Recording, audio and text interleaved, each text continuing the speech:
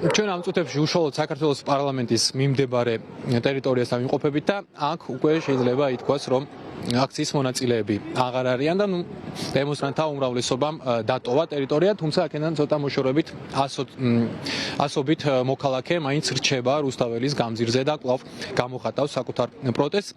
ჩვენ ახლა ვდგავართ სცენაზე, რომელიც თბილისის მერიამ დაამონტაჟა და ხვალ აქ არის დაგეგმილი კონცერტი, როგორც კახაკალაძემ განაცხადა და ასევე დაგეგმილია მაძვის ხის ანთების ცერემონიალი და ისევე როგორც საქართველოს პრეზიდენტმა მოქალაქეებმაც ეს პროცესი მერიის მიერ დაორგანიზებული და ინიცირებული კონცერტი და ნაძვის ხის ანთება პროვოკაციად შეაფასეს.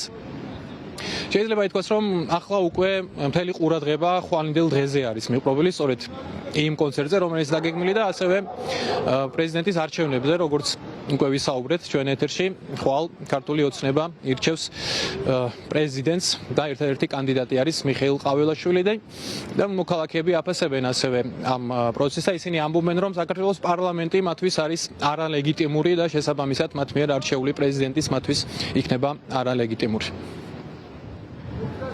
არალეგიტიმური, შესაბამისად მათ მიერ არჩეული ადამიანის იქნება არალეგიტიმური. მე პირადად აქ ვდგავარ ჩემი სამშობლოს სიყვარულის გამო, არ მინდა რომ რუსეთს ჩაბარდეს.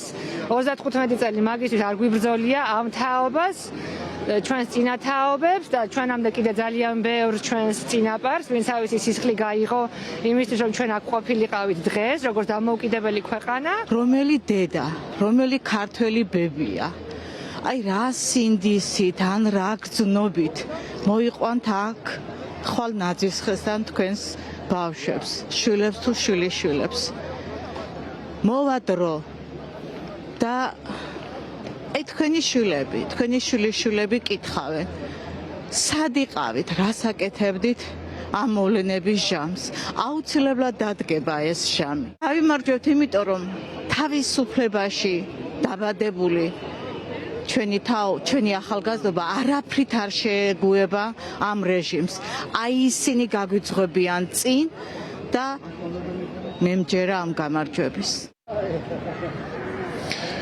სცენა, რომელზეც ხვალ კონცერტი უნდა გაიმართოს, ამ ეტაპისთვის სანახევროდ არის ნაწყობილი და სავარაუდოდ თბილისის მერიის თანამშრომლები მას შემდეგ აახლებენ სცენის მონტაჟს, რაც აქციის ყველა მონაწილე დატოვებს რუსთაველის გამზირს და ხვალ ბუნებრივია ჩვენ შემოგთავაზებთ და გაჩვენებთ ყველა იმ მოვლენას, თუ როგორ განვითარდება მოვლენები უშუალოდ რუსთაველის გამზირზე და საქართველოს პარლამენტში.